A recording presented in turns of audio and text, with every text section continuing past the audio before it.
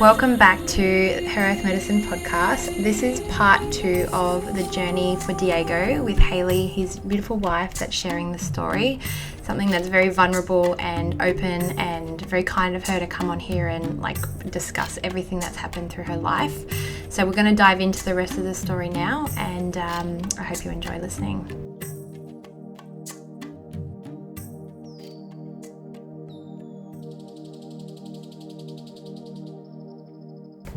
Okay, Hayley, so you had us up to the part where his symptoms had started to progress and the IS was not amazing, but you needed all the equipment, the wheelchair, the walker, all that sort of stuff, the supportive equipment, help with the bathroom, all that sort of stuff. So do you want to take off from where we left it last time? Yeah. So, I think we were just starting to realise, I had NDIS for maybe, I guess 2 years, but we didn't really use them because it was just so many loopholes, and where we lived more rural, so it was really hard to actually get support and services out there as well. So it was, even though you might have been, you've been approved for this amount of money, you need to prove why you need it and all the things. So, but obviously coming to this point where he's declining really fast, you soon realise we really need this. We need this quickly. So we needed a hospital bed and a wheelchair and slings and things to get him in and out of the shower. And so how do you organise all this? So you've got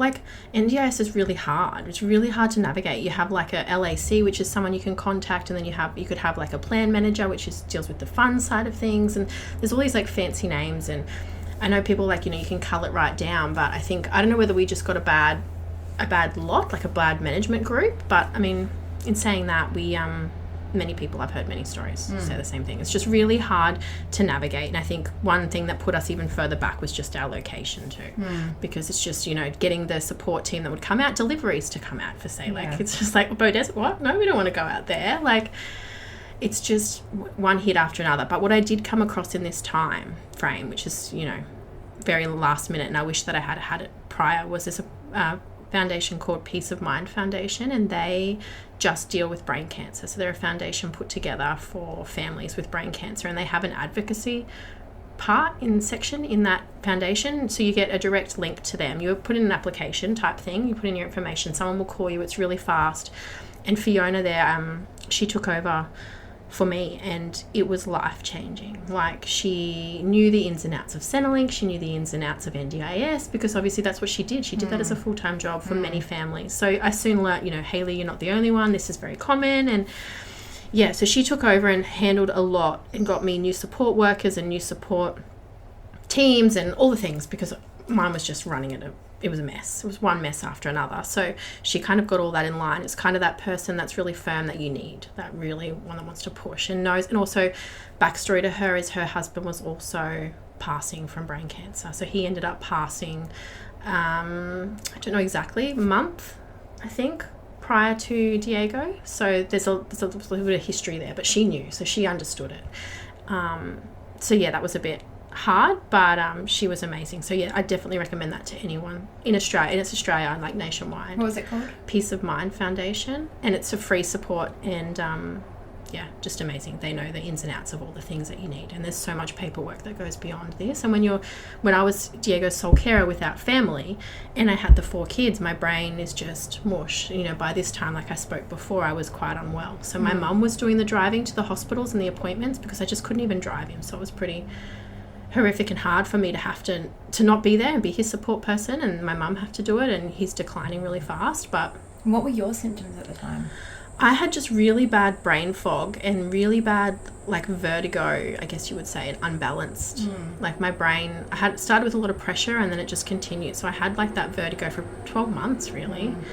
And it even still flares a little bit, but mainly, and brain fog I've never experienced, and almost my nervous system was in a freeze response. I'd find myself just standing blank in the kitchen, I couldn't move forward. Yeah, no wonder. And I was just, and this is all new for me. I'm thinking in my head, I'm I've just done 3 years of this. Why am I breaking now? You can do this. Nothing. But he's declining. It's happening in front of you right now. I think so. And I think, this would be January, February.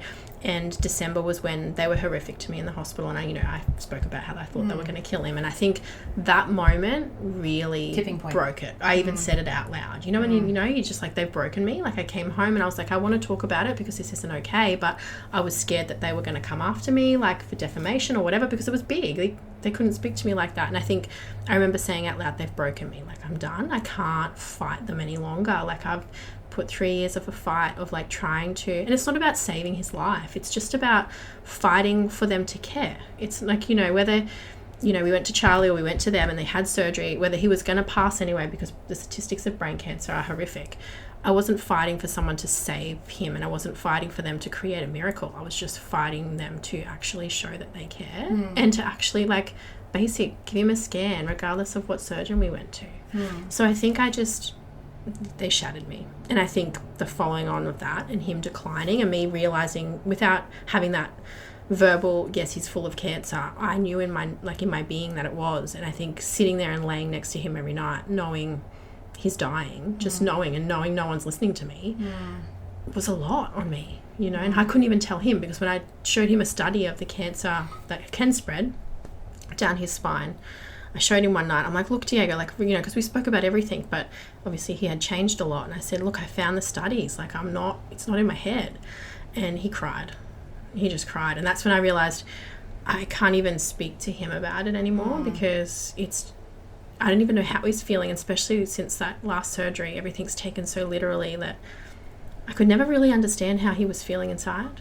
So that was another pressure that I had to like hold in. I didn't have friends or family or anyone. Like, I remember reaching out to one friend, and she was like, she just even said to me, like, well, I thought she was a friend at the time, but I remember her saying to me, if this if he got hit by a car, you'd be surrounded by support right now, but this has just been too long.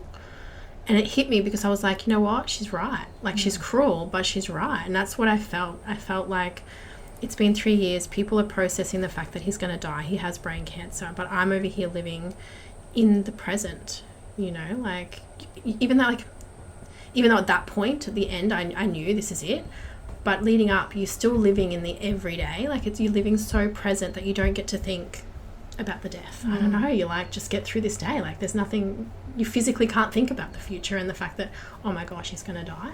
Do you think you had gone numb by this point? I think so. And I think I was just so unwell. Like, I can't even describe the way I felt and how my body felt. So I had my own scary symptoms.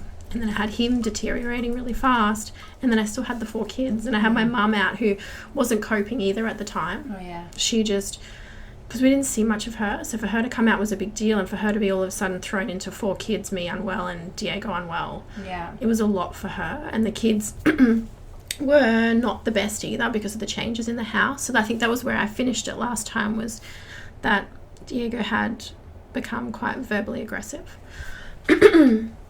So that made a big shift in the house, a really big shift. It was really hard to navigate that with the little ones, because anyone that knew Diago knew that he was so kind, so gentle, so hands-on, loved them to death, and showed it. So I think for him to then be starting to, swear at them, he would start telling them to F off if they came up to him. And it's, especially Luna, who was 8 at the time, she just couldn't understand. And then this ended up escalating into like fights over the dinner table, and you're just looking at your husband going, this isn't him, but he's arguing back with an 8-year-old and telling her to F off, and she's like, Dad, you're my dad, what are you doing to me? That's and so I think it was horrific to watch. And I think my mum had to sit back and watch it. And I remember this one time, and it's going to sound horrific, it's going to sound really, really mean, but I remember standing in my kitchen with Mum, and it got so bad that I was just like, can they just take him? Like, can they just take him by a heart attack? Like, I can't. If this is the beginning, because I didn't know how long we had and what was going on, I was just like, if this is it, I don't know how much I can take and how much these kids can take, because it's not him.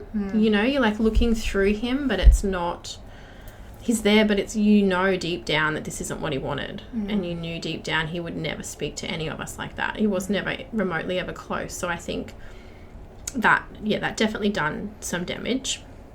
But I think at this point I realised I need support and I need help. Because I'll interrupt for 1 second. I know how much you had been investing into Diago. Like, you came in, the clinic I was practicing at, which is a cancer clinic. Yeah. You know, you'd been trying to get in with there. I tried to make calls to get you in. Like, Yes, you know, that's we got right. you on the protocol. You spent a shitload of money on yeah. the supplements, all the things to get you in. We did some testing, you know, and in my head I was like, obviously I wasn't going to say that to you, but I started feeling like the shift needs to change from him to you now. Yes. You know? Yeah, and I started to feel that too. And I think we could both feel that, and when we were having these conversations, but you know, how do you say it? You know, you don't say. And how do you drop your him. husband? Like, that's the biggest thing. That you know, that protocol of supplements, you know, would have been over $1,000.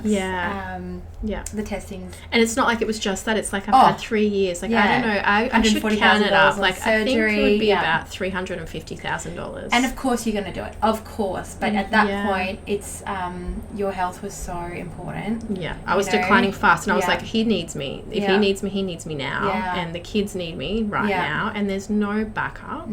There's no like. This is where you felt that real lack of palliative.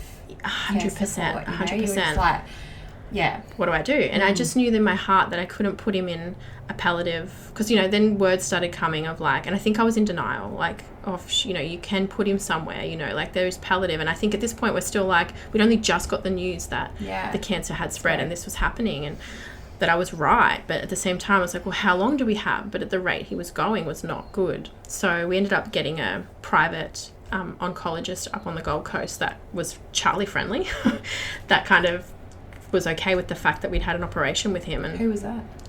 Keith. Oh, Keith Harwood. Up here. So we had that conversation with him and went in, and, you know, he explained us about the cancer and the spreading and all of the options, and then that's when I started seeing you as well. But yeah, I think the hardest part was just realizing I needed support, and how can that look. And I often thought, because most of my friends that I thought I had were doulas, you know, like they're in the doula field. Like, I do birth photography, and all these people are claiming to be doulas, and I thought I would have something, you know. But in this time, I guess you get tired of seeing the whole social media portrayal of what a doula does and what a doula looks after. I mean, you have a friend that lives 45 minutes from you. Her husband is dying and she's struggling, and they know how sick I was. So I think I was like, where am I going to gain support? Like, I don't have family to call in. His family are all in Argentina. I started to research, and I thought, well, maybe like a death doula. I mean, I hate that word, but like the same kind of principle. Someone that's there to hold me, someone that's there to like help with meals and not keep me afloat. And even more so, like, I don't even think I was initially looking for pre-death. I think I was, at this point, I was like, this is going to happen. I'm going to get through it. But I need something. What's going to happen after? Am I going to completely just utterly, am I even going to be able to get up off the floor? Like, I just can't picture my life without him. And I've got 4 kids, and my mum emotionally doesn't cope. You know, she can help the physical, but she's not an emotional support. So she had very different parenting values. Yeah, very different. Old school. Yeah. And I think that was very hard for us at the beginning. Like, we clashed a lot, and, you know, my kids were going through a lot, but it was a mess. So I just knew that afterwards, Mum wouldn't cut it at emotionally supporting me or the kids, and even food, you know, I still was cooking at this point. So I was like, you know, how is this going to look? So I started to look, and I started to reach out, and I think I put a post out asking if anyone could recommend, like, is this a thing? It's not something I've looked into, and all this time I hadn't even invested my energy to it, which I probably should have, but I guess you don't want to invest in the death care if you're hoping for of course, not to come. So yeah, I did a bit of research, and I came across not many. There was literally like no options. There was a beautiful organisation starting, like, I know further down, like Sydney and that, called like Tender Funerals. I think that popped up for me at the beginning, where they do a lot of like in-home funerals, and different to your gender, like your typical funeral homes, because obviously cost came up at it. I didn't even think about this, but, you know, I was like, whoa, a funeral, like all you hear about funerals is, you know, 10,000 plus. So I'm just like, how am I going to afford to do a funeral and then pay someone to support me afterwards, and, you know, nannies and things. It's just, it all adds up. So I ended up finding someone not local, but she's over the border in New South Wales. And I had a meeting with her, and so she does in-home funerals. So we had a meeting, because obviously there's still a bit of a distance. I think it was about 2 hours between us. And she was happy to meet and, help me navigate that. So we met up and discussed, obviously she could also see that I was there on my own with the 4 kids, and Diego was, I think she also got to see the side of Diego of being quite verbally aggressive towards the kids. And I think she could see more coming in from the outside that this is going to change, and it's changing quickly. Like, we haven't got that much time. And she basically offered her support to me and got to know the kids once a week, as I guess, so they have a familiar face for when he passes. But I soon learnt too that her main thing is these funerals. It's not the care, it's not the doulaing or anything like that. And I think I was in that haze at the beginning where that's really what I was looking for. I was looking for the post support. I thought I can get through death. What I can't get through is how am I going to get through the aftermath. So yeah, she'd come on board, got to know the kids. It was only a few before everything kind of started falling apart. Diego started declining quite quickly, and what did that decline look like?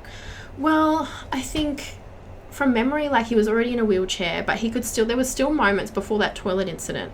A bit hazy as to when came where, but I remember like there was times where he could stand for a second and we could like get a wheelchair, because we didn't have ramps. We didn't get ramp until a week before he passed away, maybe. So like he was in a wheelchair in our house, and like he couldn't go out in the yard. Like, it was just, I was sick, but I was fighting for his rights that he had left. And I'm like, he's dying. We need this like right now. Where do I even get a ramp? Where I'll pay for a ramp. But I mean, ramps are like, you're getting charged like $7,000 for ramps. Like, it's NDIS is just out of this world. So yeah, there was that, like his decline in like, and also he's started to like very dementia like, so starting to be super forgetful, like first came eating a lot, just wanted to eat constantly, and it's like, you've just eaten, but he just like excessive eating, like just food, which was fine, but it was noticeable. It was like, what's going on? You can notice that his mind was starting to shift a lot more, and very forgetful and very argumentative. So very like dementia, Alzheimer's types. Like when you think of an elderly person with dementia, and they can become quite like fiery and like, it's like brain inflammation, and like wanting to like, they bite at you, and like it's just it was really hard. And his like memory just was pretty much going at this point. So like he had his long-term memory and short-term memory, so that was really challenging. And then fighting here and there with the kids, and then he started to get really fatigued, so really tired, so just wanting to be in bed all the time, sleeping, not wanting to get out of bed, but not necessarily like depressed. So like he wasn't speaking about much, like he couldn't really have much of a so he wasn't, I guess, sleeping, but not really like talking about depressed thoughts. I think it's really hard to know what he was thinking. It feels like he was gone, just floating in between worlds almost, like happy in a weird way. Like it's just like oblivious. How were the kids like? The kids were just, I don't even know, to be honest. And I feel like my focus was so on Diego that I can't even really remember that stage of the kids. Like they would come in and chat to him, and I remember, that's right, I remember getting some Lego at some point along the line, because I just wanted to bring them together, because the kids were just craving his attention, and they were wanting him, but he wasn't wanting them, and everything he did just annoyed the crap out of him. And I remember like, I'm going to get some Lego, because that's what they used to kind of connect with, and Diego was always really good with that. So I was like, got a big Lego kit, and I was like, Diego can come out in a wheelchair and they can create this Lego together. And they did do that, and it was really beautiful. Diego would go back and fall asleep, so he didn't last long, but I feel like it really was nice for the kids, because they got that connection. Kids just want you to touch them and play with them and connect with them. And I think, so she was building this thing, and she built it in like 2 days, and then I remember taking photos. She would go back into bed because he was lying down and he was really tired. We'd just explain to the kids, they knew, like it's been 3 years, and they knew how this goes, the waves of fatigue, and dad's just tired. And I was just constantly explaining that it's not the tumour. I mean, it's not Diego, it's the tumour that's changing him, and just reminding them that this isn't him, and it would never be him when he chooses those words. And all of the things. So anyways, she would go in and show him, and he would be really good with her with that for those moments. And I remember that being really special. I think we did that twice in that 6 month period of I was just trying to find a way that they can connect, because I remember before he got into a wheelchair and they were going to take them skating. They'd never been to a skate ring before. Like, they've been quite neglected when it comes to that, because they just don't have the time. Like, they were brought up in the car, and we took them to the skate ring, and we actually got 2 support workers within that 6 months, maybe like the last 4 months of his life, through NDIS. And they were like a mother-in-law and daughter, like a mother and daughter-in-law, and they ended up being so beautiful. So they got to know the kids. So like they ended up basically doing the role of watching the kids, really, like helping around the house. Well, I just got to be with Diego and be what he needed, phone calls, all of the background stuff, and just got to be with Diego and do like a lot of. So I really remained his carer, I guess, in a lot of ways, but they kind of came in more and kind of picked up the pieces with the kids, which was beautiful. They were lovely. I was so glad to find them. I wish everyone had them from the beginning, but we didn't, and it is what it is. But anyways, they were beautiful. So we were going to go skating, and we got all the way there thinking skate ring, and it wasn't wheelchair friendly.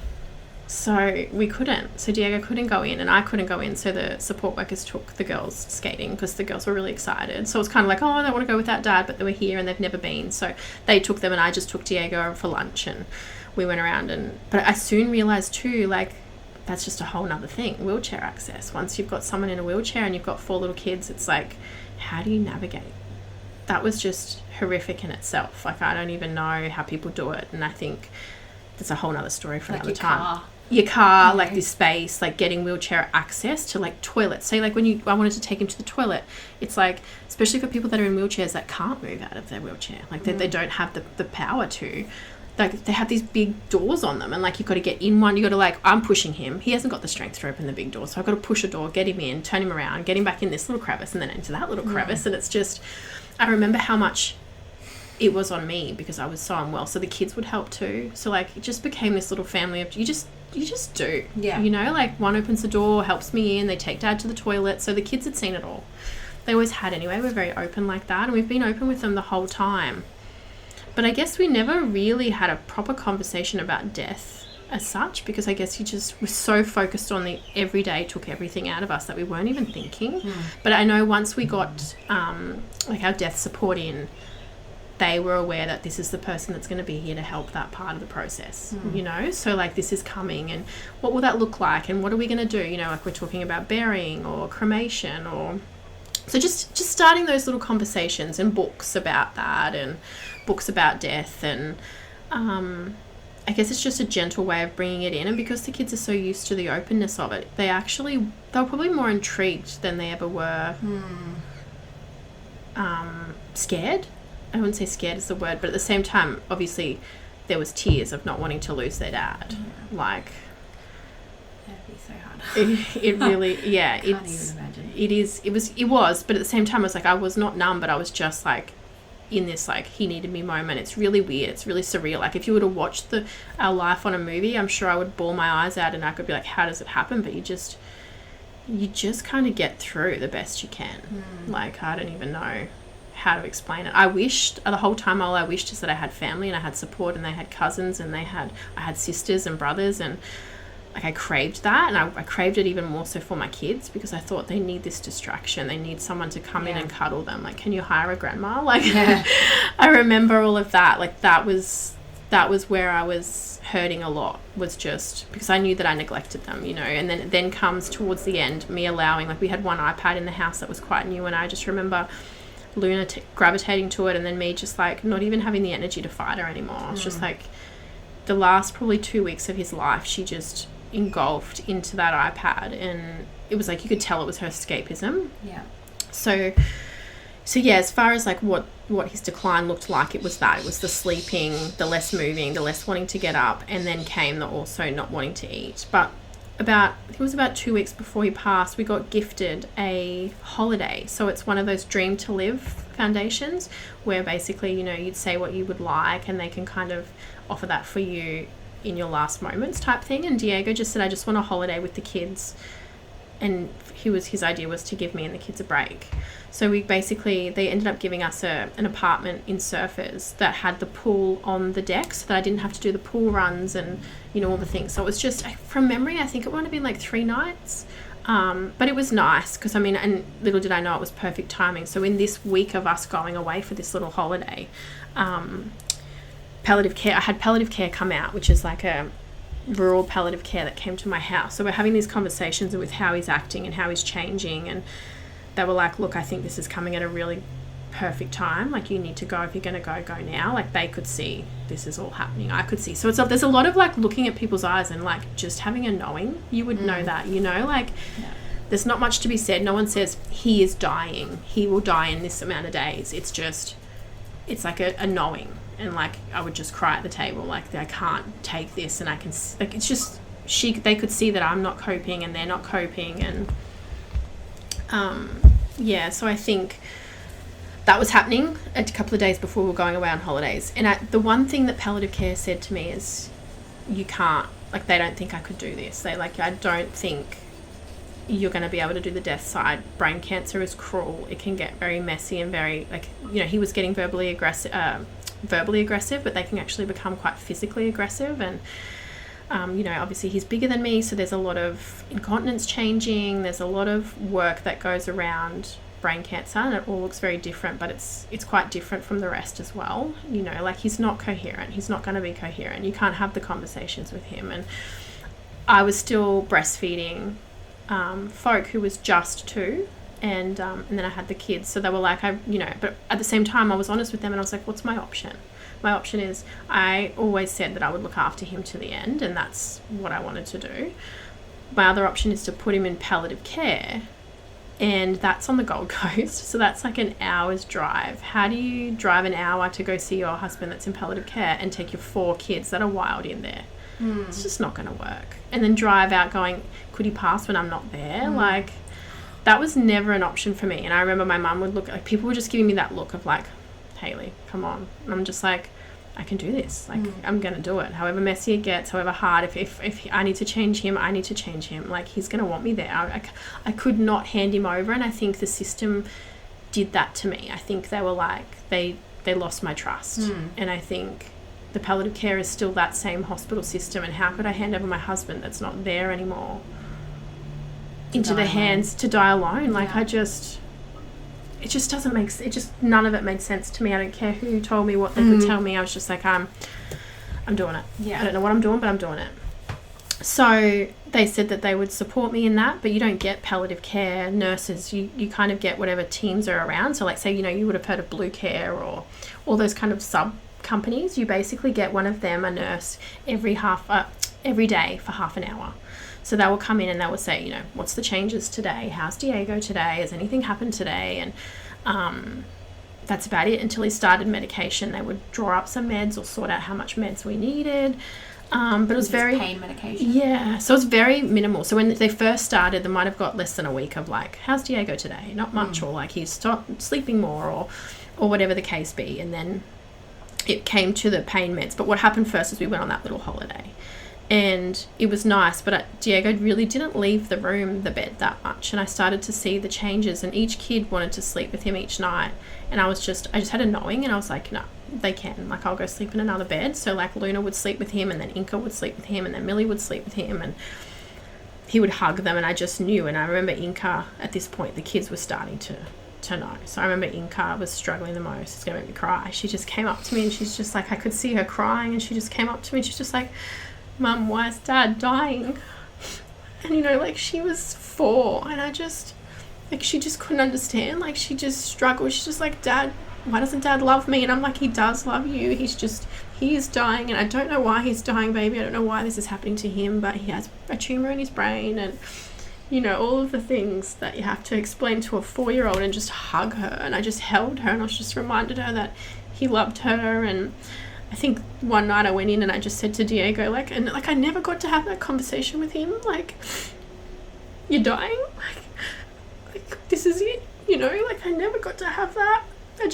Me and him just didn't speak about it because he just wouldn't get it. And I just remember hugging him and just saying to him, just hold her, like she's petrified that you're dying, like can you just hold her? Like I'd have to remind him, and he just held her, and I just remember like bawling my eyes out, like this poor little kid just.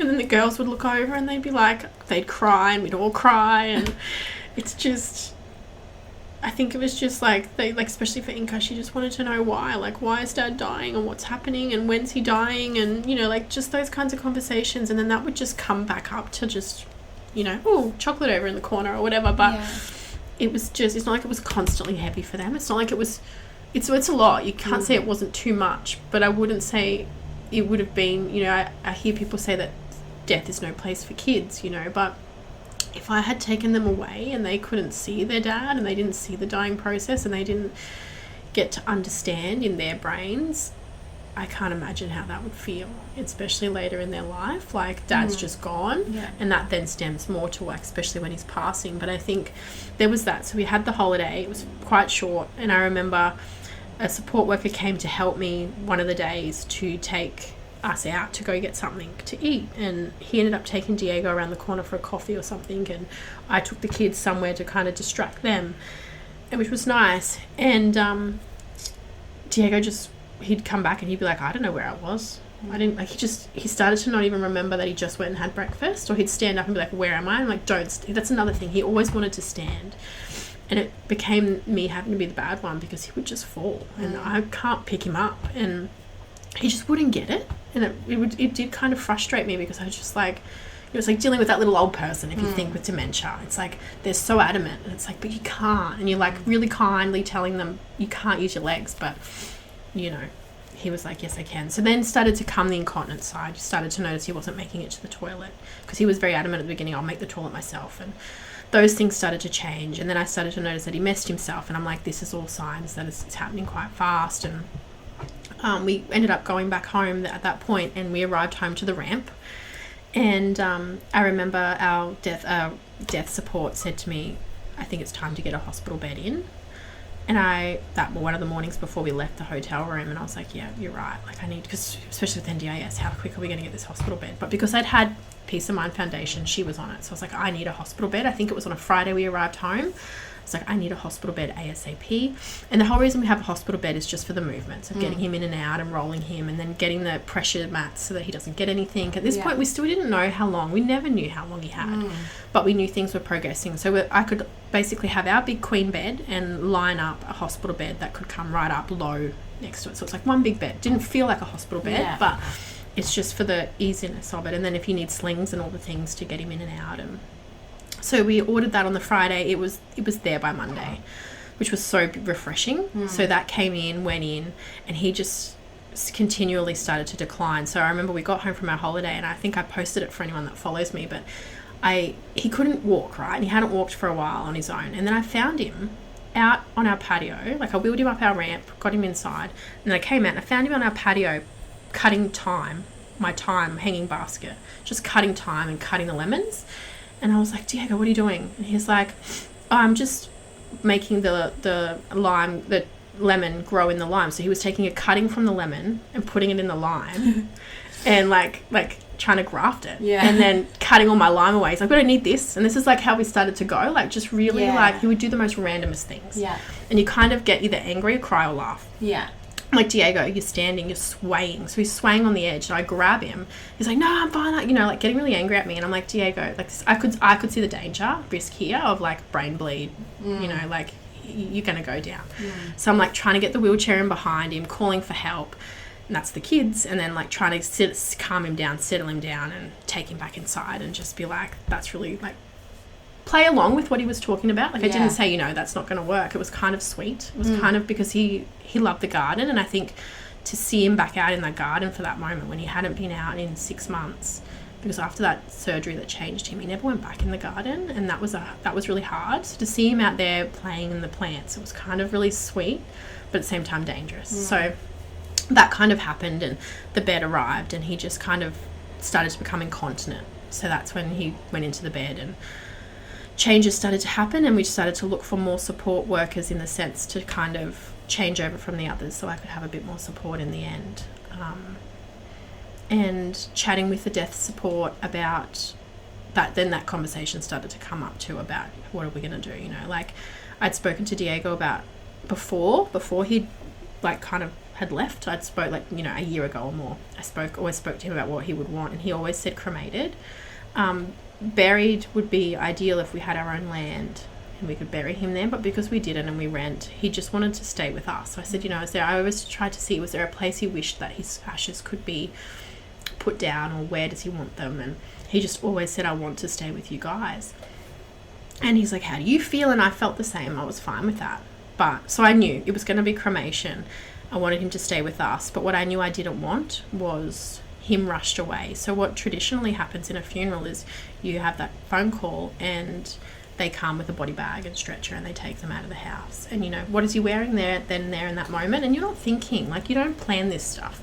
So, you know, for a lot of people that they're shocked, their partner's just passed, there's someone there with a freaking body bag, and you're like, what are you going to wear? You're like looking through your cupboards going, I don't know what you want him in. And like, most people are having big lavish funerals too, if you call them lavish, but you know what I mean? Like, it's a thing for a lot of people about what they want their person in and what they want in. So you don't really have the time if you're not, because we don't, as a society, we don't talk about this. No, yeah. So no one talks about it, and I wish we had, because I would have had more thought processes. This was all just coming on to me in the last minute.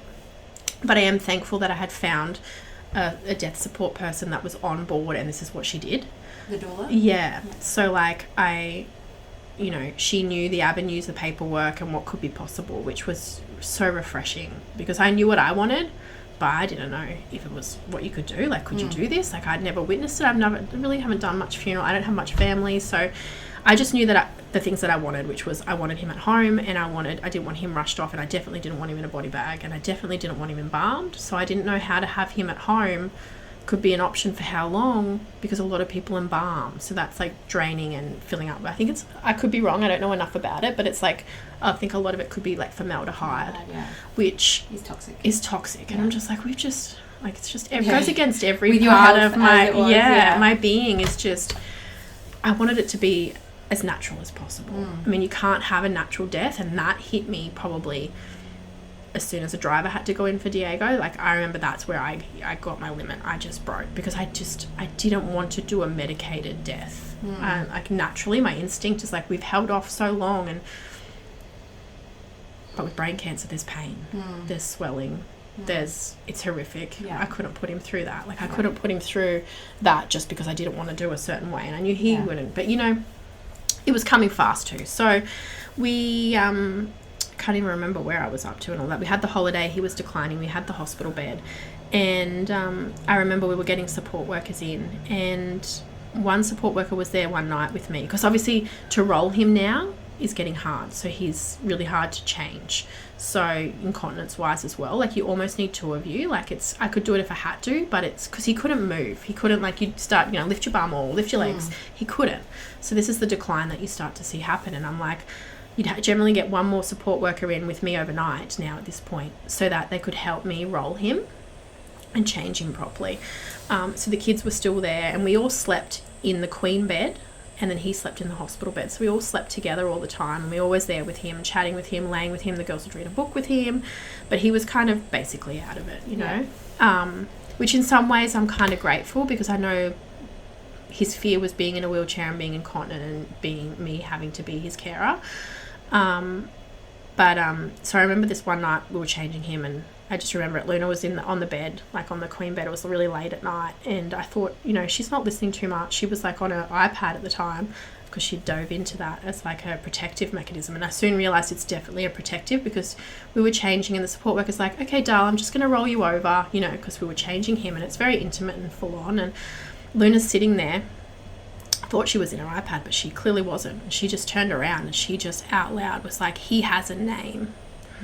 And the support worker's like, oh my gosh, I'm so sorry. Yes, he does. It's Diago. She's like, yes, he has a name.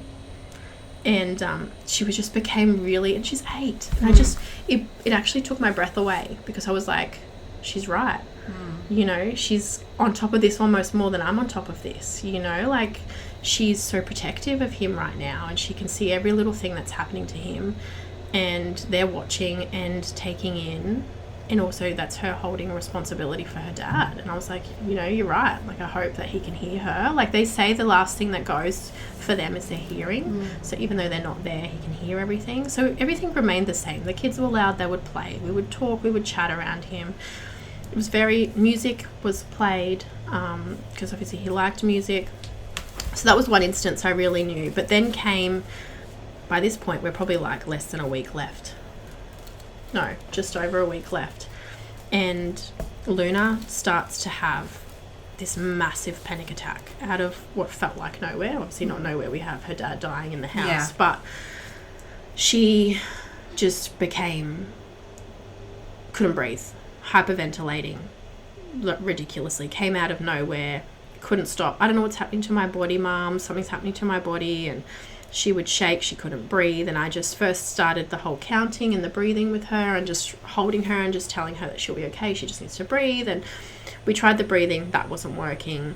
What did we go to from there? I think when we went in to try to shower or a bath, like it's just something to calm her, that didn't work. Nothing would work. I've never seen a panic attack like it. And then we decided to try, I think the support worker was there, she's like, why don't we try something on the TV to distract her? Turn the TV on. This was about maybe like 11 o'clock at night, and we put the TV on. Nothing was breaking it. What else did we try? We tried so many different like sensory things, just laying with her, telling her, you know, she's going to be okay, because then she would freak out, like, what's happening to my body? And my mum was there, and she was like, Hayley, call the ambulance. And I was like, I'm not calling the ambulance. My husband is literally dying any day in that room, and I'm going to call an ambulance for my daughter who's having a panic attack. I'm not calling an ambulance. She's going to be okay, like, for now. My mum just was like, what's happening? Like, I've never witnessed something so big. I call my GP in the middle of the night, which, God, I love her. And I was like, this is happening. I wouldn't normally medicate her, but what do I do? Like, I can't get her out of it. And we drove.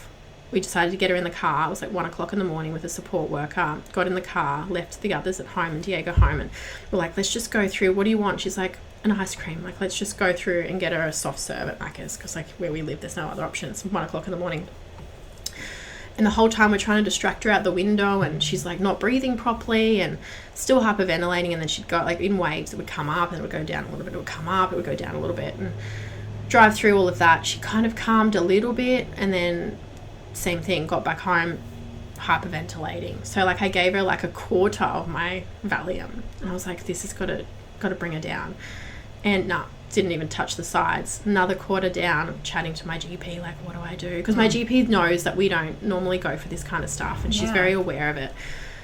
I think we did try some homeopathics way back at the beginning too. I can't remember what it might have been. It might have been I don't want to say it out loud because it might be wrong.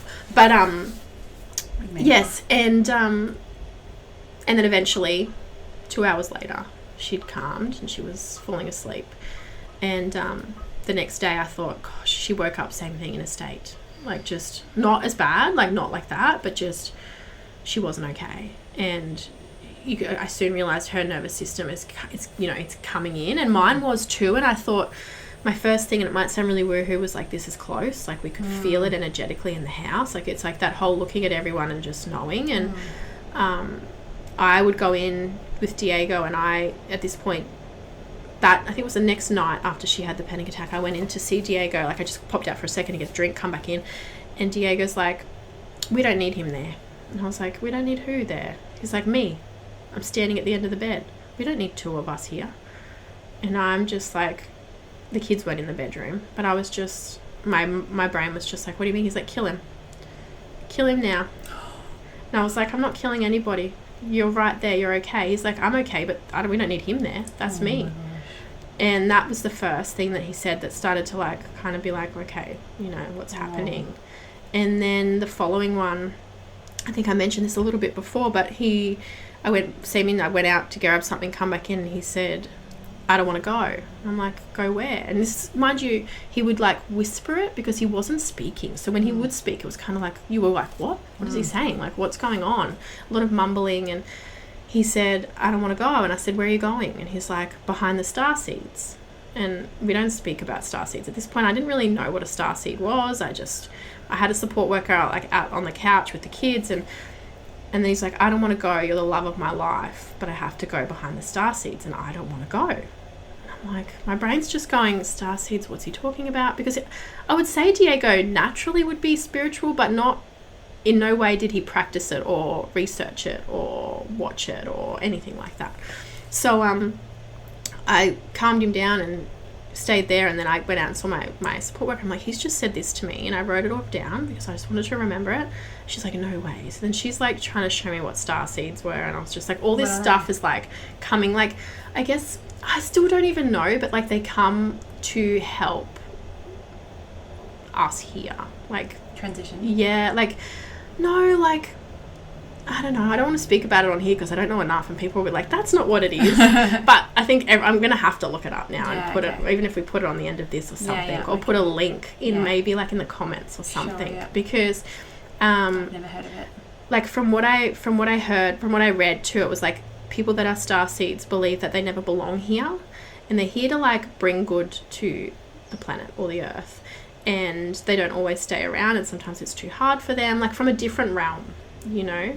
And when I read about it, it said that often when they're here, they feel like they have this non-belonging. And Diago, from the time I met him, said he didn't belong here. He always would tell me he didn't belong here. It was like, he's like, I feel like I'm in the Truman Show. And then when he got diagnosed with a brain tumor, I was like, well, this kind of makes sense now. Like, he's had a brain tumor. But when I read about the star seeds, I was like, oh, whoa, my mind was just exploding, because one, where did he get it from? We never spoke about it. And when I read about it, my mind was just blown, because it like fit him to a T. So he kind of, and then after that he just had these mumblings, and like you could tell that he was like between two worlds is the best way to describe it. So it was definitely the most spiritual awakening thing to watch someone transition, because I feel like there was such a long period, like he fought it, he didn't want to go. So so then we had to start, you know, he was, I guess, getting worse and getting more out of it and not wanting to eat. So he didn't want to drink, didn't want to eat. That's when I kind of knew. And I knew too, by this point, you never force them to eat or drink, because this is a part of the dying process. So witnessing the fact that you kind of follow their lead and don't, like, your gut wants to feed them and, you know, all of the things. But from all I learnt along the way was that, no, this is how the body goes. Like, without water and without food, it does some chemistry to the body that allows a more peaceful death than it does. Like, you're doing them an injustice to be feeding them and giving them fluid. You're just prolonging things. And, you know, then you have bloat, you have fluid, you have incontinence, you have the work. So I think it's just learning all of that along the way. So you're kind of like sitting with him, you've got the kids, you're researching, you have a death support person, and you're just trying to like get all this on board. And then came the conversation around pain, and you could clearly tell that he was in pain. So you would start to roll him over and he would reach out in pain. So he wouldn't speak, but you could just tell by his visuals and things that, you know, this was happening. And that's when the conversation came out, when palliative care would come out, about a driver going in. So a driver's like a kind of like a massive syringe that's kind of linked into the tubes that, you know, it's fed into him over like a 24-hour period. And it's basically morphine mixed with a lot of other, like a concoction of medications. And I think that before that went in, they gave me just a few vials that I had to draw up and basically just inject him myself. They put in, I can't even remember the name, but it's just like a little, like a cannula, like a mini one or whatever. They put it in like his belly, or like it's like somewhere fatty, and I have to just inject him. And that started with just a few different things to help calm him, settle him, to stop him being jittery and pain. And then it just comes to a point where it's not cutting it. So that's when the drivers are put in, and then you're still doing the add-ons on top of the drivers. So I remember having that conversation. It was late at night, and I just cried. I was just like, this is it. Like, I didn't want to drug him. You know, like, you hear those stories of, like, I remember speaking to one of my coordinators of the support workers, and she's like, I'm like, a driver's coming, and she's like, oh my gosh, Hayley. And she was the first person that said it to me. She's like, this is it. She's like, I don't want to say it. She's like, this goes in, and normally that's it. I'm just like, it's like, I knew it, but I didn't want to hear it. And at the same time, I just like didn't want to medicate him. So it's like, am I doing the right thing? And I don't have him to ask. It's like, I just want to go, do you want this? And I know he would have. I know he would have, like, him being who he is, he would have taken it. Like, who wants to be in pain? You know, like, you want him to be comfortable and all of the things. But it was just not being able to have that conversation with him. And his consent just felt so wrong. And I didn't realize until after his death, which I can talk about, is how much that affected me after. Like, in the moment, I'm like, well, if he's in pain, we have to. Like, that's kind of, I just kept riding that wave. So they would basically came and did that, set that up for me. And then, you know, they give you the vials of morphine and the rest that you have to inject. And he was chewing through it like crazy. It was getting more and more. He would still, and how you would gauge his pain is like when you had to change him or roll him, you would know the pain that he was in. And I think there's such a fine line between, like, how much is pain. Like, you're really just trying to gauge. And I had support workers there, and we're all trying to, like, understand how much is too much. And I think that part for me was traumatic after the way it went. But I also know that it meant that he wasn't in pain, and that was the best way for him, you know. But so we were doing that, and this would have started, I think it would have been about a week. So I think his dying process, if you want to call it, like, from medication, would be about 7 days. So, like, he held on. Like, every night it was like, we think this could be it. Like, this could be it.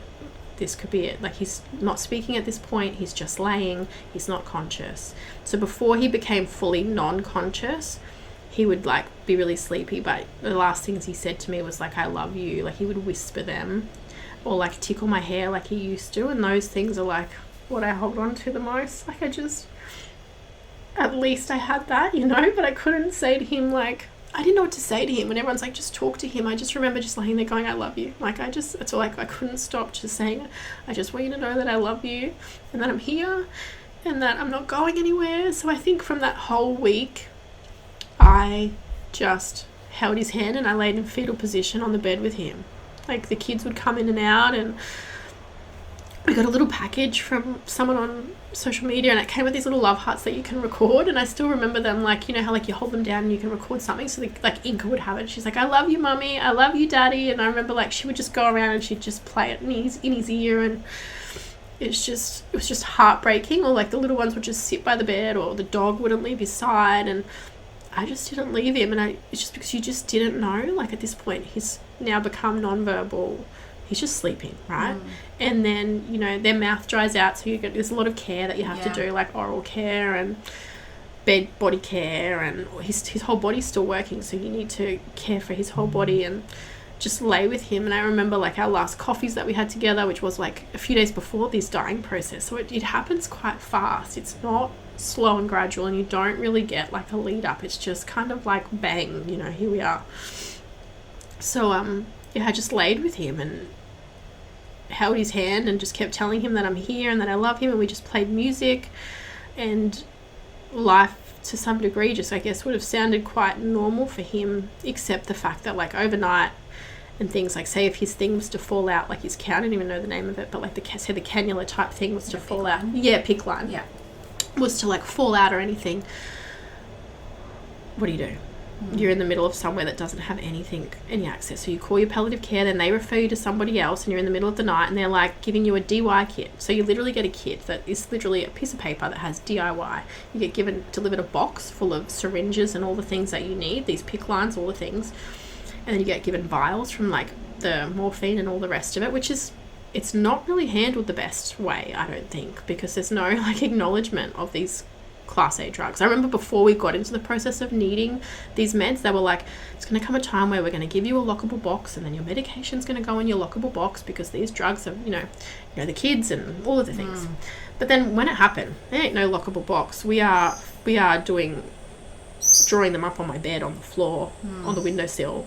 We're talking, like, hundreds. Like, it was a lot. And one night it fell out, and I remember going, all right, what do we do? So we had a support worker there who was a nurse, used to be a nurse, but is now operating as a support worker. She's not technically legally allowed to do anything because she is not there as a nurse. So she's like, I kind of know what I'm doing, but I'm not doing it because I'm legally not allowed to do it. I was the only person that was allowed to do anything like that to him, being his wife, even though I have no training. So you're looking at this, like, DIY thing of how to put this PICC line in so that I can keep injecting him in the middle of the night. And it's just like all of those little things where you're like, they're failing us. Like, it was just me, a support worker, the kids, and Diago. And, you know, you can imagine, I imagine, how do the elderly do it? How do people that may be a little bit older and unsure and not so, like, have the strength that I had, like, I'm going to do it. How do they do it? How are people dying at home? Are they dying in pain? They're probably dying in the hospital. Yeah, or in the hospital where they're, like, therefore neglected a lot of the time. There's a lot of neglect. And, or if they're at home, they're left traumatized and, like, I don't know. I just feel like it's failing at in-home care. Mind you, every nurse that came out, whether it was in the middle of the night or whenever, like random nurses that came out, they were in awe that we were doing it at home. And I think being out where we were, a few people do it at home, death at home, but being brain cancer, not just elderly or whatever, they were like, we need this. Like, they were like, they couldn't believe what we were doing, and they were like, we need this in-home death care, in-home, all of it. But they just don't, and they were honest. They were like, I'm sorry that we're letting you down. We just don't have the capacity. We don't have the funds. We don't have the staff. We don't have, like, anything. So that was really hard to navigate. But we did it, and, you know, so then I guess each night you wake up and you're like, well, he's still here and he's breathing. And then, you know, they warn you about, I don't know if you know much about it, but like the rattle, which is like the death rattle, they call it. Well, the rattle's like more like in their throat, in their voice. So like the noises that they make when they're breathing, it sounds like they're drowning. So it's really horrific. And a few people warn me that it could happen, and everyone's is different. It's like a gargling, and like some can be quite traumatic for some people. Like I know my mum told me a story of her sister and said that was quite traumatic for her to remember her mum dying that way. And so I was always aware, but I warned the kids, and the kids were never scared of that kind of stuff. But he did have it, but from what everyone else told me, it was quite mild for him, really. Like he had it there, but it wasn't extreme, as some get really extreme. So he had that. And then, yes, the hand rising, which I soon learnt is quite common within the dying realm as well, as his hands, he'd be laying there flat, sleeping out of it, but his two hands would just start to rise, and they would rise maybe just 20 centimeters at first, and then they'd go back down. Like he was floating upwards, his body was floating, and to me I was like, whoa, what's happening? Like in awe of how this is. And then, you know, as each day progressed, someone said to me, the higher that his hands get is the closer that he is to dying. And literally, as he died, as he was getting closer to dying, his hands reached right up. And it's just like all those little things just make the death so much more like spiritual. Like there's so much more to it than we can even understand. Like the fact that seems to be quite common. I don't know why, I don't know really, but that was one thing that we observed. And I think also when I was there and I was observing the death at home, I did have a humbling experience of me being there with him and not letting him go, and a support worker female, and then the death support there, and we're all, one's massaging his legs, one's changing his pad or nappy. I hate using the word nappy, but what else do you call them? Incontinence aids. Like we're all there rubbing him, talking to him, one's giving him a foot massage. And I just remember sitting there and I'm like, had a moment of death can be so beautiful, like birth, like women, and how strong women are. Like I'm not taking anything away from men at all, by all means, but, and I know the whole gender thing now, but I just personally remember, I guess, being in that birth space so much for work and just watching him. It's like women are amazing. Like we're caring and tending to someone that is dying, and it can actually be quite beautiful. If we allow it and we spoke about it more. Like we walk us in, and we're going to walk us out. And I think that is so powerful, but so beautiful and so magic if it's done with care. Like death is hard, he's dying, that's really hard, but I mean if he can have that around him, like I can't imagine how beautiful it could be if you had big family. You know, like if there was like the Maoris do it. Yes, like know, I just culture. Exactly. It's just a white man way. I think it's just that blew my mind, and I just think of to have family, like to have his brothers and sisters and cousins and aunties, and bathing him, like, you know, it was just me to bathe him and change him, and, you know, all of the things. But if you had that support circle, I think death could look and feel and take away so much fear. Like there's fear, we don't want anyone to die, and that's huge. I had the most biggest fear of death, and I think now that Diago's gone, I'm almost not scared. Like it's almost like, well, I'll see him, but even if I don't see him, I've ridden it. But I think my fear is the isolation of it.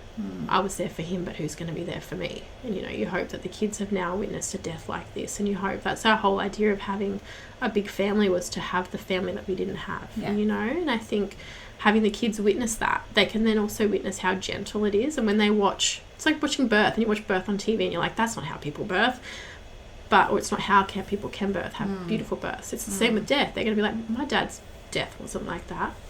He was still supported at home, and I never left his side, you know. So I think I did have that magical moment of just how special it can be. You know, how special you can make it, and how beautiful you can make it. I mean, it's hard, the more beautiful, the more heartbreaking, but it's like heartbreakingly beautiful. It's hard to describe. That's all in amongst, obviously, the heaviness of the rest.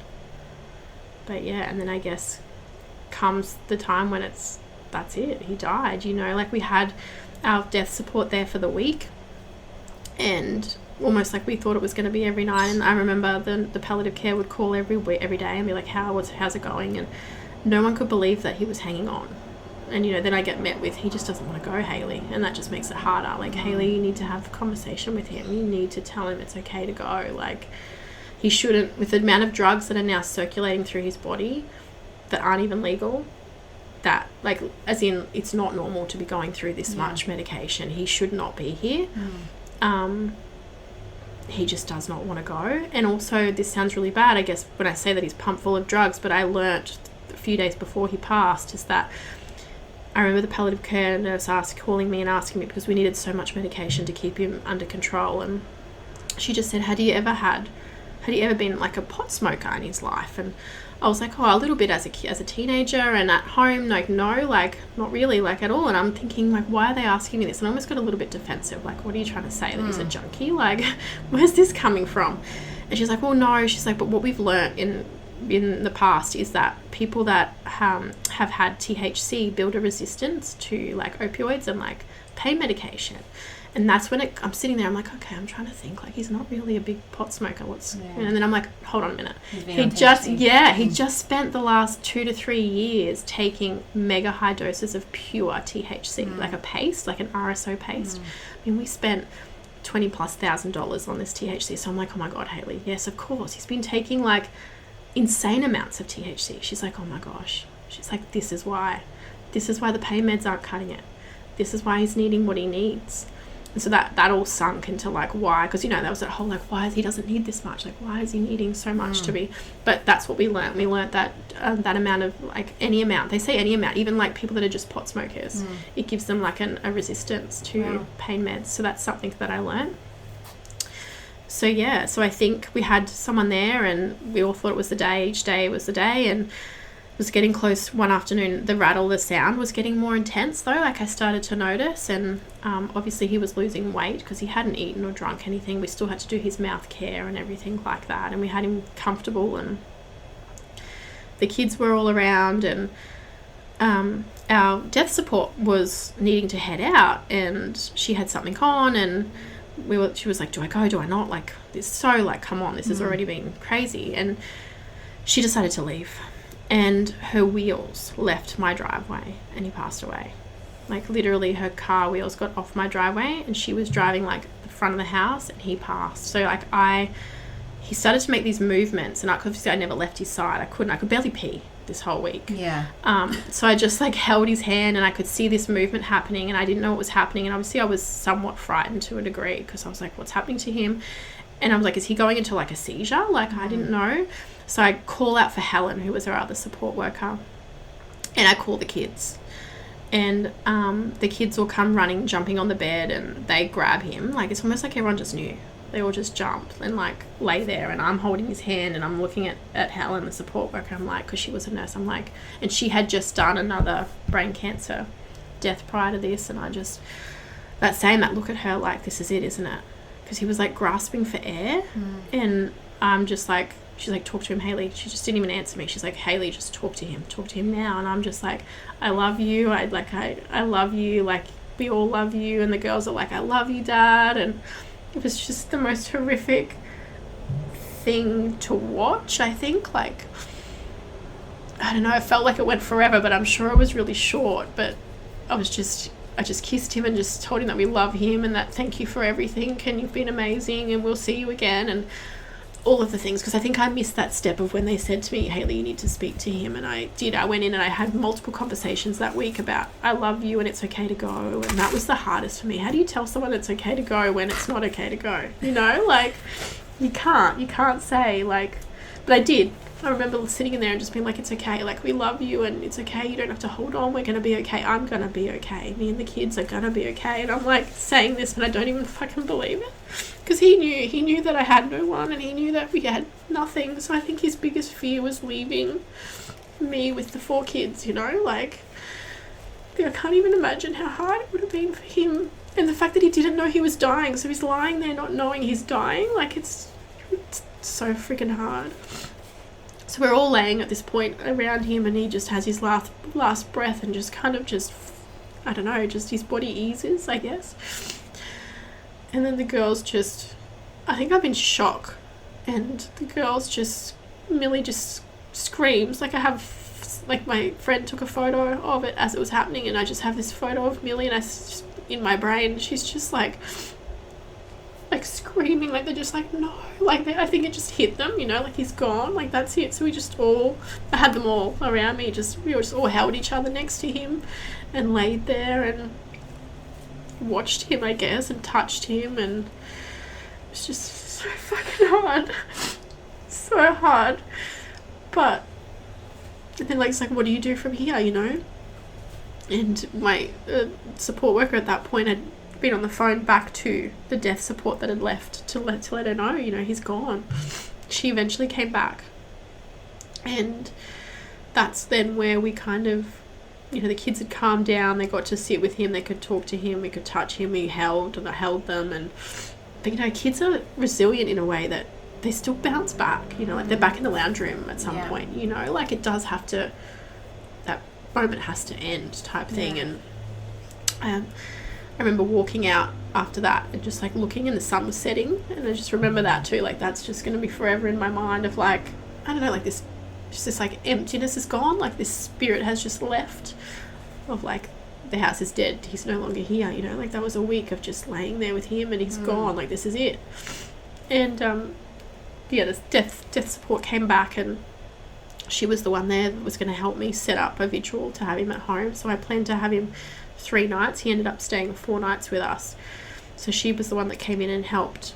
We bathed him, like undressed him, bathed him, reclothed him. Wow. And then that was in the night. He passed away in the late afternoon, and so through the night we did all of that. The kids came in and rubbed some oil and helped bath him so they could see him, like almost his naked body, like we had him covered, but you know, like he was naked. So they were coming in and out as we were bathing him, and they got to touch him, and you know, questions of like why is he going to go hard, like why can't we do this, like there was a lot of questions, but just not necessarily out of fear, out of curiosity, you know.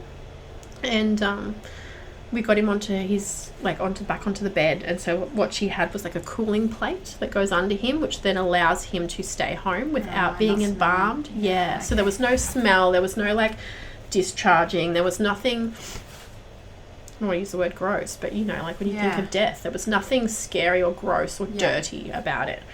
I think the most for me would probably be like the mouth care, because obviously they're not eating or drinking, and that like they can get quite smelly, like dry mouth and quite smelly. So like just keeping that clean and all of those kinds of things. But so she did all of that prep work, like we helped get him onto the cooling mat, which then stayed at a temperature that basically froze him.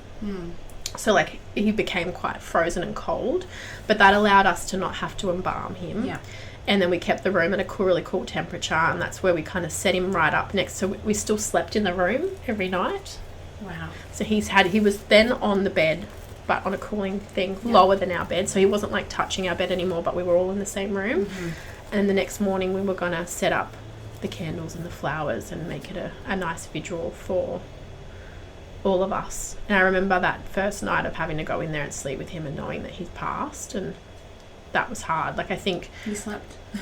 Yeah, like it was weird, but and all the kids. But I remember Inca just naturally, I had posted that photo of like we had him all just prepped there, like done the cleaning, and he's in fresh clothes, and there wasn't any candles and flowers. There was some candles, but wasn't all set up. And Inca got the little smudge stick and started smudging his body, and like her own little self it blew my mind. Like, she's 4. So Luna is the eldest, who was 8, and she was quite reserved around after he passed. Like, she could tell that she was really cautious and upset, and it was too much. And Millie was just really inquisitive. Like, she's 7 and she just wanted to ask probably more questions, and she like kind of bounces around. That's how she gets her like nervous energy out.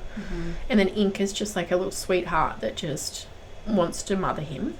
And then Folk is just oblivious. He was just 2, so he's just like cute walking around, but kind of know, like, Daddy died, Daddy, like, where's Daddy, you know, Daddy, wake up, you know, like, but not in like a upset way, just like in this weird way. And so she smudged, and then we just kind of, I think they asked Hayley, I have it on video, they like, after they finished smudging, they're like, okay, Hayley, can you read us a book now for bed?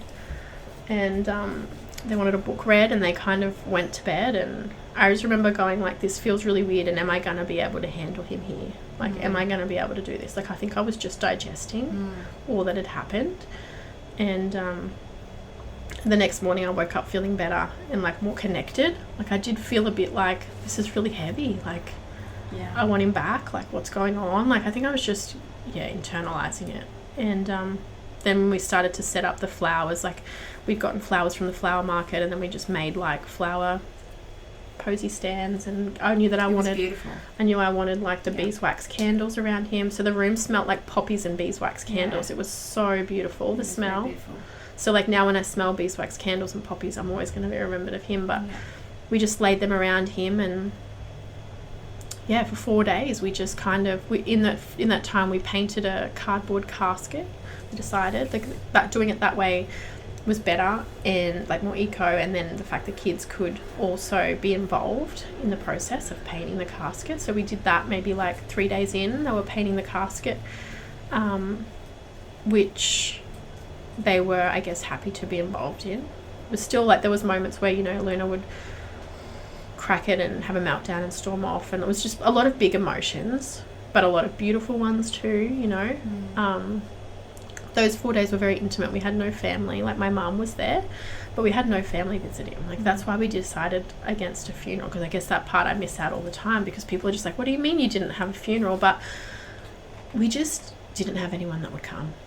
Like, we might have got the odd friend if they actually turned up, and to put and invest so much money and effort in our space after freshly passing away into a funeral just didn't feel right. I was like, it was us. We were a unit for so long. Like, having him at home allows the kids to process death in a natural way that their brains need to process, with like sight, see, smell, all of it, and time. And it just made sense for our little family. So a lot of like lighting the fire outside, a lot of speaking, a lot of touching. I took lots of videos of like Inca. She would just come in and start chiming drums over his body, and like, she was just doing her thing. And like, she would bring in little scarves, because it was winter as well, so she would bring in little scarves, and she's like, I just want to keep Daddy warm. And then they gave him like 3 or 4 of their toys they gave him, and like, they would come in and talk to him. They would say that they love him. She would say she misses him. It took Luna till the last day to come in and really sit with him and say that she loved him. Like, I think she's a little bit older, so I think it just felt really awkward for her to speak to someone that's not here. Like, she would say, he's dead. Like, she would get really angry. Like, you could tell that her anger was there. Like, why would I talk to him? He's dead. And, you know, she's like, baby, it's okay, you're hurting, but he's here. Like, not that he's here, but like, we didn't lie to her, but in reminding her that this is a part of the grieving process, and it might make her feel lighter and softer while he's here, because he's going to go, you know, tomorrow. And the process of being burnt, basically, like, we were really honest with like how the cremation works. I didn't take them, because also where he was getting cremated was in the other state, so I taught up with the idea of taking them. But I just thought, if we're going to end this on a beautiful home vigil, and we know the person that's taking him, he didn't get picked up in any funeral car or any body bag or anything like that, so having that side be so soft, I thought that was just best to leave it there, like, rather than them have that memory, you know. But they knew that was going to happen, and he was going to come back as ashes, that's his bones. And so they were okay, I think. Like, they didn't seem scared. But that's kind of, it's a very unique way of doing it. It is, I mean, yeah. I watched the whole thing. Yeah. I remember messaging you being like, hey, you're going to come for a treatment this week, and you were like, he's going, I can't leave his side. Yeah, but that shows how quick it went too, right? Yeah, of course. Yeah. It's like, yeah, he's here, we know he's going, but you don't know when, and then you're not really thinking, you're just trying to get through the day, because there's so many other things that entail. It's the food, the equipment that he needs, and yeah, it's very fast but slow, but full on, and that week was slow, but yeah, very intimate for us, because we just didn't have any family or anything around us. So yeah, it was quiet and intimate. So yeah, he stayed the 4 nights, and we just did our thing, and I think it was really nice for the kids to digest, and you could clearly see that Luna needed that time, because any other way would have been like, he passed that night, we wouldn't have washed him, we wouldn't have bathed him, he would have just been dead, taken away, and that's not something you want the kids to see. Well, I know for me, I didn't want the kids to, I didn't want to witness that, let alone the kids. So I think one thing in sharing all of it too for me was just like, I don't know what I'm doing, and I'm winging it, like by the minute. I didn't have an example led for me or anything. I just tried to trust my intuition and what I thought would be the best way, and what I didn't want. I just wanted people to see that death can be done different ways. We're just programmed to think we call X, Y, Z, and we follow their process, and there's a lot of money in that. It's like any other business. It's a business. It's a big business. There is more funeral places coming out now that are non-for-profit, and which I think is beautiful, and I hope they are everywhere, because people need them, because not everybody can afford it. Like, you really almost, I mean, as like the doulas now are kind of coming out with that, fourth trimester stay-at-home care. You've sort of brought that back, which is traditional, right? And every culture sort of around the world has a way of dying. Like, I know Jesse's African, and I know then grieving they do it, too. They grieve, they mourn, they lay the body.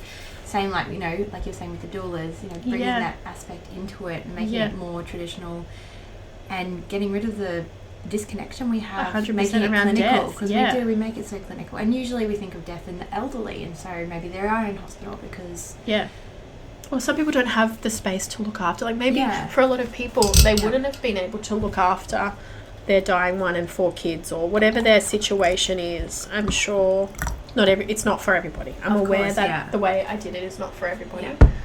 And hopefully other people have more family and support and conversations, and I think you did it so beautifully. Pre-plan, and like, but I think afterwards the only thing that hit me, like I said before, was I had this like overwhelming feel of guilt, and it was, did I do enough? Was it okay? Did I medicate him? He didn't know. I didn't get to have that conversation. So a lot of guilt come up for me after.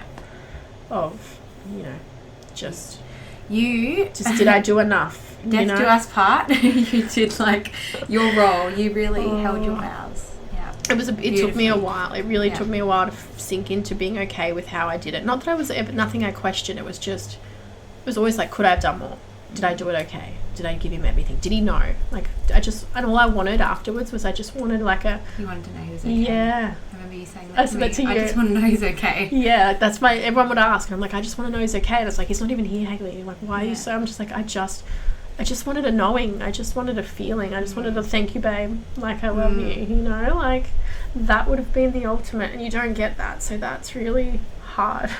And same with all the signs, and it's only till now, which is like 9 months, that I start to feel like I have some form of signs. Like, but I think I was just in such a thick grieving process, because then you have the death, then you have the grief, and no one talks about grief, and we in Australia don't grieve with death very well. We don't know how to grieve. And like, I was reading books afterwards going, whoa, so many other cultures have like grief and wailing ceremonies, and like it's a thing, it's a big thing, and I think it's so healthy. Because one of our friends in school committed suicide, and he was a Maori, so we did I can't remember what they call it, but they turned their house into it as well, and there was all the wailing, like all the Maori ladies, and it was mourning, and it was, you could see the release, and I was like, wow, I'd never seen anything like that. And it's certainly not ingrained in our culture to do anything like that. I think it's so needed. So I've learnt that. I didn't get to do that, and my grieving process was rough, as it would be regardless. But yeah, I'm still grieving. I think I'm learning that. I think no matter how long time goes, it's not going to get any easier to a degree. It just is. You know, like, he's there. And so after he passed, after he was taken away, then what? Well, then you basically wait. And that process was hard. Like, the communication there was a bit hard to know, like, when's he coming back? What day is he getting cremated? And that was really hard, I think, for me, being on my own, not having the best of communications and knowing, you know, this is when it's going to happen and this is when I'm going to bring him back to you. And because it's like, it's your person, you know, like, and also the fact that I thought I had pre-organized, like, that doula side of things. So, you know, my biggest fear in the beginning of all of this was, I'm going to have some help afterwards, because how am I going to get out of bed? And I saw the person I thought was helping me maybe like once or twice after, but before taking him away, and then after I didn't. So any form of doula-ish kind of support post-death that I thought I had, I didn't get. So I didn't get that. I didn't get that familiar face, or the kids didn't get that familiar face coming and giving them a hug, or, I don't know, making a meal, or having a shared tea in the garden, you know, like, just having that. The whole reason you get someone that's like a doula or a post, and I had thought that all of this had been pre-done in emails and so forth, but I was learning along my grieving journey that what I thought and what was going to happen were two very different things, you know. So that was really challenging. But what I guess the positives that came, like, in saying all this whole, I guess, podcast so far has been very dark, which I feel like the majority of it is really dark, and it's not something I talk to people about because most people don't want to hear it because it's full on. But I think there is beauty, and there has been kindness in there along the way, you know, like the raising the money, like that alone for his surgery, like that's it. I could never thank those people, and that was just a huge lesson and beauty and strength in all of that, you know, having someone reach out about their car, and friends that did call, you know, finding you, like, I think in that leading up to his death and post-death, you were basically the only person, I think, that, it's going to make me emotional, like the only person I think that ever, like, spoke to me, like, you know, like, you were there as he was dying, and then you were there after he was dying, and you would have seen that just no one was there, you know, like, and I know that you have little babies and you have a business, but you were still there, you know, like, you gave me the space that I needed, and I don't even know where I would be in my own health if I didn't have that support, because I think even as I was seeing you, I got recommended to go somewhere else that was costing like ridiculous amounts of money, like thousands of dollars, and I didn't get anywhere. It was like, what's the point? Like, you know, you probably pre-warned me, but I was so freaking desperate, and if someone's like, hey, come here, I'm like, okay, just give me whatever I need, you know. But I love the fact that, yeah, really, obviously you were a big part of that. And then, like, my mum, which our relationship has kind of come stronger because of it. It's not amazing, but it's definitely stronger, you know. Like, I can see her for the help that she can give, you know. And the online community, I think, like social media, like I have this like love-hate with social media, and I never would have thought that, you know, like there's that, but there's been, for me and my family, and being so isolated, it's been like connection. Like you feel like people care if you don't have your friends dropping in, because no one really did. Like, I saw them maybe once, you know, come and drop something, which is beautiful. Like, at that point when someone drops you a loaf or some food, or it's everything, you know. But a local church did a like a food, what do you call them, like I'm lost for words, like a food train type thing. I wasn't a part of the church, but they still came out and dropped off meals, which was amazing, like once a week. And then there was also a meal train. Having some water. There was also a meal train that was organised by, I'm not exactly sure, it was so messy, and I think that's a hard thing at the beginning, like when it's really fresh. I'm like numb. I'm like laying out on the earth. I just laid horizontal by the fire, and I barely moved because I was still unwell, but I was pushed navigating all of this. So I think there was a beautiful food train organised, social media. And Susanna, I think, was a big part of it. So I think that was amazing. Having those first few weeks of just meals being dropped off, like anything like that, was just so important. People cared. I think so, you know, like that's, So there is a positive. I know a lot of it seems very negative, but there is positives in amongst it. It's just situational in our situation of not having the family and all of that extra stuff. And I think a lot of people assume you do, you know, if someone's dying. Being in Bow Desert. Yeah, like and I think people think her husband's dying, she has 4 kids, of course she's got people there. Yeah. People think that. Yeah. And if everyone's thinking that, no one's turning up. So I think there was a lot of that, you know, like people just assume that, oh, I have a big family, we'd all be there. But not everybody has that.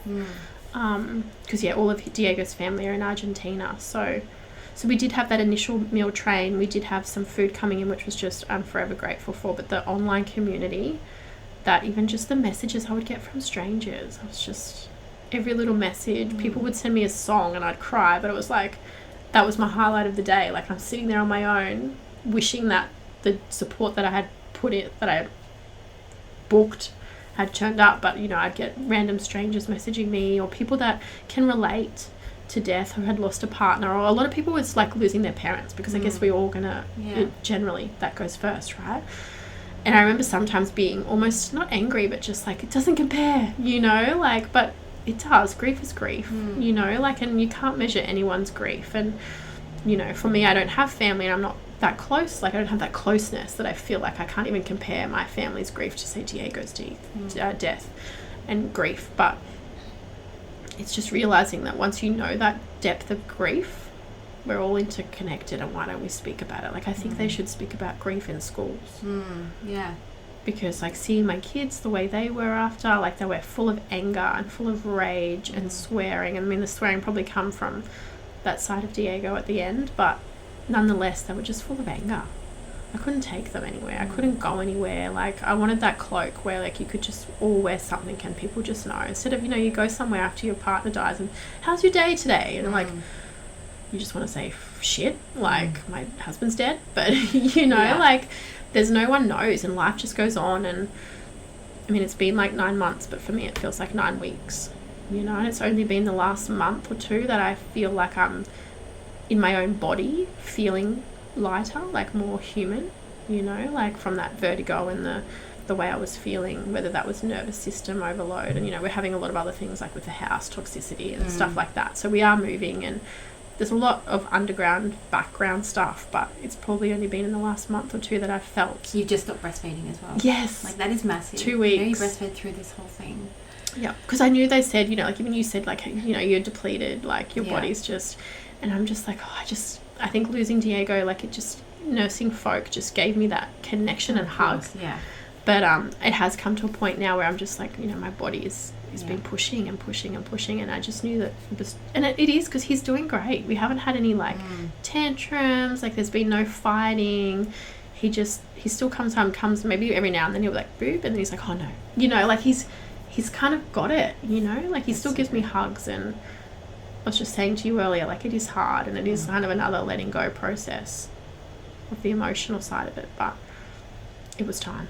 Perfect timing. But yeah, so many big things, and then you know, you have all the big firsts, and I'm still just trying to learn how to parent grief and anger while grieving myself. And anger is really a cover up for the sadness. I think so. Well, yeah, like, and I really noticed that with my eldest. She just really finally eventually got her therapy, because that's just could be another whole podcast in itself, is like, I guess, the support, finding, you know, the whole COVID and everything like that thrown in there. It's just really hard mental health at the moment. You're not really given any support. I think people assume you do, whether that be financial, whether that be emotional support. There is no magic people that come and go, oh, your husband's died, here's this, and, you know, come see me and come do this. And like, it's, you got to still seek it like you would any other day. You got to try and book in and get a therapist and find someone that's, I've had a few that go, look, I just don't do grief. Grief is a whole new ball game. And I'm like, okay, thank you for being honest, but where do I go? And then availabilities, you know? And then it sucks, but financially. Yeah. Like, it's, you know, like for me to see someone is like $250 an hour. For Luna to see someone, it's $150 an hour. That's just 2 of us. Yeah. You want to go weekly because you're a mess? You can't do it. What family can? You've just lost your husband. Like, it's really, really hard. But that could be another whole side issue. Yeah, it's been a journey, right? Still is, but oh yeah. And so you guys, you know, I feel like the move we had spoken about, you know, moving the house, the mold, the aspects of the house when you'd go away, you'd feel better. When you come back, you'd get sick again. You know. Yeah. Obviously, Diago's passing their energy, all that sort of stuff. Yeah, so, I think it's going to be a big shift. I'm hoping. Totally. Yeah. Letting go, cleansing. You know, getting a new environment that's going to be fresh for the kids. Yeah.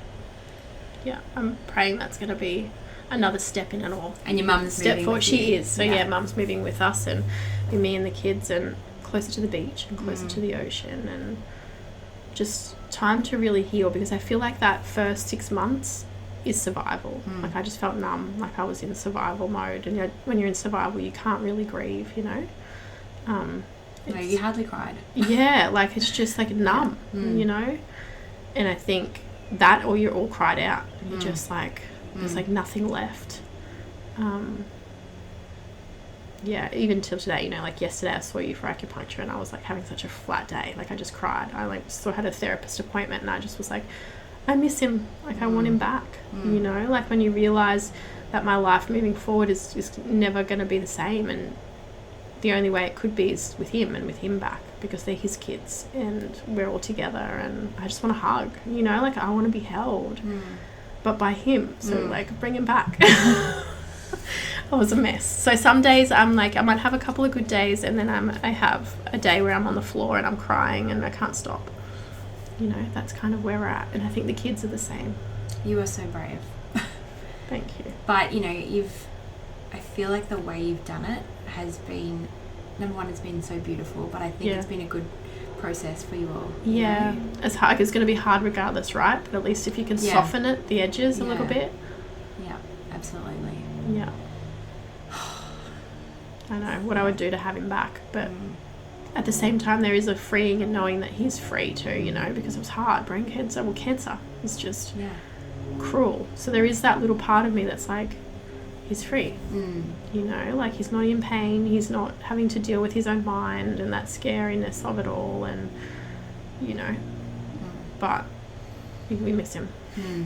Well, thank you for sharing your journey so openly, and I think, you know, I think you've helped a lot of people on the way through whatever they might be going through, you know, whether people see that, you know, maybe they're having a bad day and then they see your story and they think, wow, my life isn't that hard, you know, or whether they are losing people and, you know, they feel connected. I think the connection that you get through social media can be a good thing. I think so.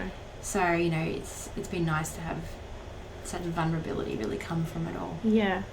Did you say you got some questions? Yes. Should we, and then there was a lot of the same kind of questions coming up, but someone here is asking if I've had any signs that I believe are sent from him.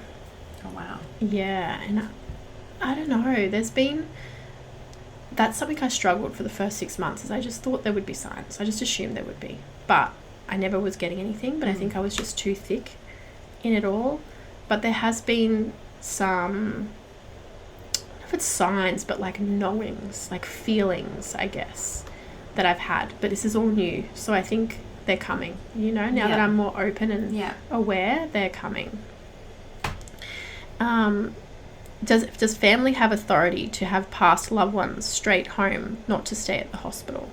So this one, I think I replied to her personally too, because Diago was never at hospital, so I didn't have to have that permission of going, okay, he's passed in the hospital, can I bring him at home then and do a vigil? As far as I'm aware, in Queensland you can do that. You can, because that's, I know people that have done that. Like you can. I know every state's a little bit different, but that is definitely something you do. You have authority, they're your person, you know, but so the answer is yes. I would say finding a good death support person to ask those kind of questions would be the better one, because I'm definitely not qualified. And how can I best support my friend? Her husband has been diagnosed with a brain tumour. I think I get this one a lot. And I think never giving up and always staying by their side. Like you know, I know I was probably a really crappy friend to, like, I had one friend that would always check in on me, and I know that sometimes I didn't reply, but she never stopped. And I'll never forget her for that. Like she wasn't pushy, she was just sending a text message. She was just offering her support, offering herself, offering her service, asking what I needed. And I mightn't have replied for 5 days straight because I was a mess, but she never stopped. And I think just knowing that someone's in your corner is everything. Obviously you have the basics, like a meal you can never go wrong with meals, financial help, hospital parking fees, a coffee, Like, if it was diagnosis, it's those things, they help. Like, they're little and they're silly, but they help. You know, like buying her a coffee just to know that you're thinking of her and she's in the hospital, or paying for parking, or so yeah, meals. But I think it's just like showing up, but really showing up and not stopping, I think, is probably the best way I can say being of support is. And then also the Brain Cancer Peace of Mind Foundation, because you said brain tumor, like finding good organizations that can help. But peace of mind, 100%. How would you prepare if you had known earlier? Good question. I think it unfolded how I visioned it, and I think if I had have known any earlier, maybe I would have tried to get post support or line up some form of post support. It's saying that I thought I did, but it fell through. So that's a hard one. But I think more post support, because that's been the hardest. I think as far as I would have always had him at home, I would have always done the vigil. I think 100% would be post care, grief support, that type of thing would be. And then also financial, like you said, Sandy, like keeping, instead of just pumping all the money into Diago, it's like, hold on a minute, like what are you going to be left with? How are you going to, that kind of thing would be something that I would change or think about more. And then this person has shared, why is it that we know they are at peace but we will never be? Cancer has taken my whole family. We watch them at peace in their last moments, and how do we deal with regrets? How do you deal with regrets?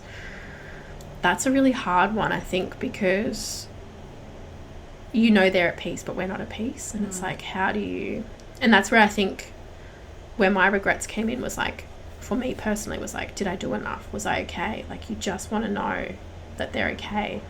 I don't think that I personally had regrets necessarily around the death, apart from, did I do enough? But I can see what you mean. Like, maybe if you had a hospital death, or there was a death that was, you know, they're not all brain cancer. They could have been a heart attack or in a car. And then you might have regrets, because you might be like, why didn't I tell them this? Or why couldn't I have been there? Or why did I do it this way? I could have done it that way.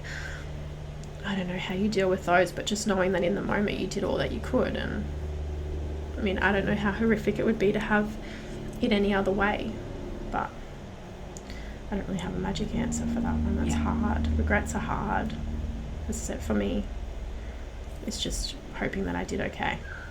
And then a book list for children. So I can't list all that here, but if you want to share, I can I will. And I have shared it on my social media over the times. Like, I think I have like little highlights that have like Diago in there, and there's lots of questions and things. And I think there's a lot of like overlapped questions in there, and books, and I'm always happy to get messages received on Instagram. If I can reply, I will too, with books. I can take photos of the books that I thought were amazing. I still have them at home, so that's definitely an option too. Or any questions, really. All right. I do get questions, but and if anyone wants to reach out, you're on your social media as Haddis Amor.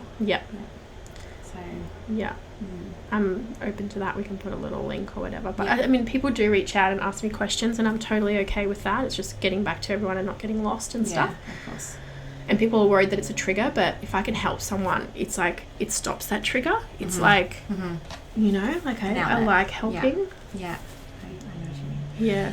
Well, thank you. I think we probably talked for, I don't know how long this podcast is, but we'll leave it there. It could go forever. Yeah, it really could. We'll come back maybe at another point and do more, but just thanks for sharing your story, being vulnerable and being so strong and brave. And I don't know if strong's the right word, because I feel like it doesn't allow you to be weak. Yeah, you kind of got to be. Yeah, you've just been, I don't know, it's been a journey to watch alongside you, and I think you did it so beautifully. You know, Diago would be so happy the way you did it. So just knowing that. I hope so. I hope you he's did proud. everything you could. Yeah. So, thanks everyone for tuning in. Thank you.